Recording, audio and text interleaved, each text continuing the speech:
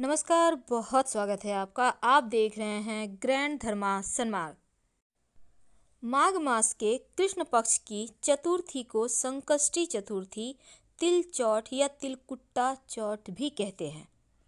12 महीने की अनुक्रम में यह सबसे बड़ी चतुर्थी तिथि मानी जाती है, क्योंकि इसके बाद पौष माह की चतुर्थी तिथि को भी संकट चतुर्थी कहते हैं। तो चतुर्थी के तिथि के दिन व्रतों के पालन से संकटों से मुक्ति मिलती है और धन की मुश्किलें भी दूर होती है। हालांकि सकट चौथ का व्रत संतान के सुरक्षा के लिए, संतान की लंबी आयु के लिए और घर परिवार के जो सकारात्मक चीज़ें हैं उसको बढ़ाने के लिए, यानी घर परिवार की रक्षा के लिए भी महिलाएं रखती है। तो गणपति जी की पूजा करने से घर से नकारात्मकता भी समाप्त होता है और घर परिवार में खुशहाली रहती है। और ऐसा कहा जाता है कि गणेश जी घर में आ रही सारी विपदाओं को दूर करते हैं और व्यक्तियों की मनोकामनाओं को भी पूरा करते हैं। तो भगवान श्री गणेश को जो चतुर्थी तिथि है उसको खला तिथि कहते हैं, और इसका मतलब है कि रिक्ता मतलब कोई भी शुभ कार्य इस दिन नहीं करना चाहिए। तो यदि चतुर्थी तिथि गुरुवार को हो तो मृत्युदा होती है, और शनिवार को चतुर्थी तिथि हो तो सिद्धिदा होती है। चतुर्थी के रिक्ता होने का दोष उस विशेष स्थिति में लगभग समाप्त हो जाता है। लेकिन इस संकष्टी सकट चतुर्थी जो है, इस दिन विशेष तरीके से पूजा पाठ किए जाते हैं। आइए जानते हैं विस्तार से। तो 21 जनवरी शुक्रवार माघ महीने के कृष्ण पक्ष की सकट चौथ या लंबोदर संकष्टी चतुर्थी का व्रत मनाया जाएगा, और शुभ मुहूर्त है 21 जनवरी की सुबह 8:51 से 22 जनवरी की सुबह 9:14 तक। चंद्रोदय रात में लगभग 9:25 पर होगा, और चंद्रोदय के उपरांत अर्घ्य देकर भगवान गणेश की विधि विधान से पूजन होगा। वैसे तो इस चतुर्थी तिथि पर गणेश जी की विशेष आराधना की जाएगी, और 22 जनवरी शनिवार की सुबह 7:24 तक चतुर्थी तिथि है। तो चतुर्थी तिथि में चंद्रोदय काल मिलने के कारण 21 तारीख को ही माताएं व्रत रखेंगी। और पुराणों की माने तो संकटा चौथ के दिन भगवान गणेश के जीवन पर सबसे बड़ा संकट आया था और उन्हें हाथी का मस्तक लगाया गया था। और संकष्टी चतुर्थी के दिन भगवान गणेश का व्रत रखने से व्यक्ति की हर मनोकामना पूर्ण होती है। इस दिन विशेष उपाय किए जाते हैं। अगर जीवन में धन की बहुत मुश्किल हो, धन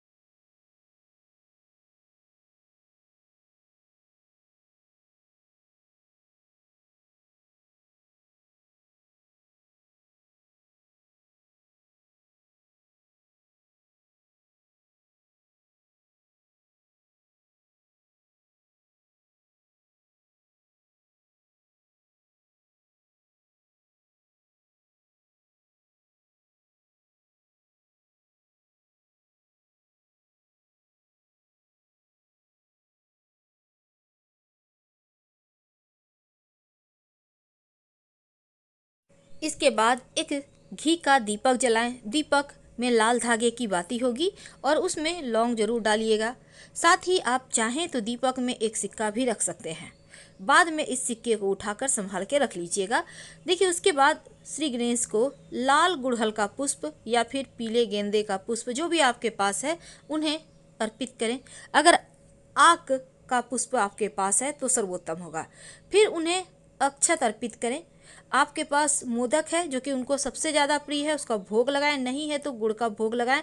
वैसे गणेश जी को मोदक सबसे ज़्यादा प्रिय है। फिर ओम गणेशाय नमः या फिर ओम गंग गणपतये नमः, इसका 108 बार जप करें।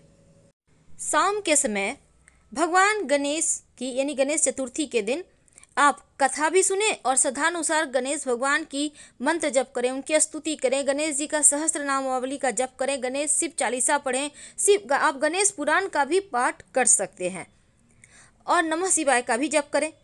देखिए शुभ मुहूर्त क्या है, तो 7 नवंबर को ही चतुर्थी तिथि लग जा रही है शाम 4:21 से, लेकिन 8 नवंबर सोमवार को दोपहर 1:16 तक चतुर्थी तिथि है, फिर समाप्त हो जाएगी। गणेश जी को मोदक यानी लड्डू बहुत प्रिय है, इसलिए चतुर्थी तिथि पर गणेश जी को मोदक जरूर अर्पित करें। अगर मोदक नहीं है तो लड्डू भी अर्पित कर सकते हैं, अगर लड्डू भी नहीं है तो आप गुड़ की डली भी अर्पित कर सकते हैं। समी का पत्ता अगर गणेश जी को अर्पित किया जाए तो जीवन में धन की कमी कभी नहीं होती, घर में सुख शांति समृद्धि बनी रहती है और धन हर समय आपके पास होता है, बरकत होता है।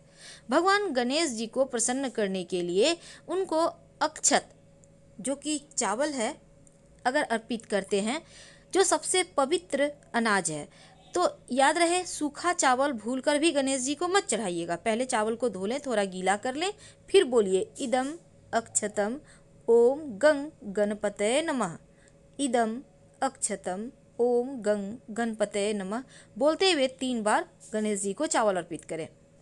विघ्नहर्ता गणेश जी को सिंदूर भी अर्पित करने का विधान है, क्योंकि उन्हें सिंदूर की लाली बहुत पसंद है। अब गणेश जी को सिंदूर का तिलक लगाइए और गणेश जी की कृपा प्राप्त होती है उनको सिंदूर लगाने से। और जब सिंदूर लगाइएगा तब आप एक मंत्र बोलिएगा, सिंदूरम शोभनम रक्तं सौभाग्यम सुखवर्धनम शुभदम कामदम चैव सिंदूरम प्रतिगृहताम ओम गंग गणपतये नमः। तो इस दिन दोपहर में लकड़ी के पाटे पर या लाल या पीला कपड़ा बिछाकर ईशान कोण में मिट्टी के गणेश जी और चौथ माता की तस्वीर स्थापित कर मोली अक्षत फल पुष्प समीप पत्र दुर्वा आदि से विधि पूर्वक पूजा करें। फिर गुड़ से बने हुए तिल के लड्डू या मोदक आप अर्पित करें और फिर आरती कर चौथ माता की कहानी सुने।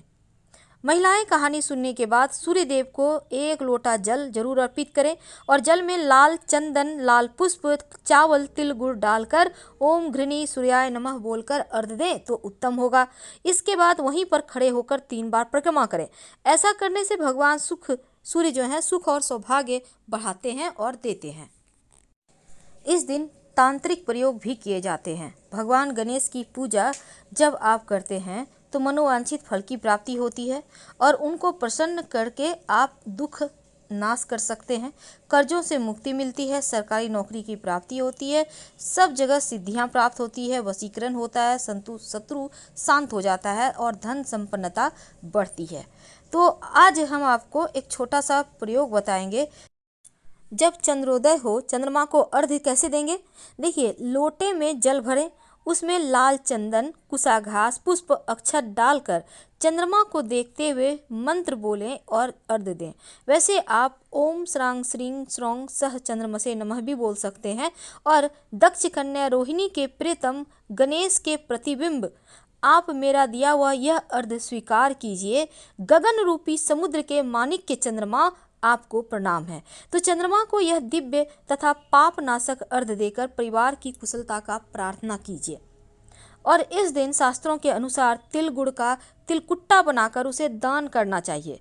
व्रत करने वाले लोगों के लिए अगर संभव ना हो तो 10 महादान कर सकते हैं, जैसे अन्न का दान, नमक का दान, गुड़ दान, स्वर्ण दान, तिल दान, वस्त्र दान, गाय का घी का दान, रत्नों का दान, चांदी दान और 10 शक्कर का दान जरूर करें। ऐसा करने से दुख दर्द कर्ज बीमारी अपमान के बीच से मुक्ति पा लेते हैं और गाय हाथी को गुड़ खिलाने से अकाल मृत्यु का भय नहीं रहता।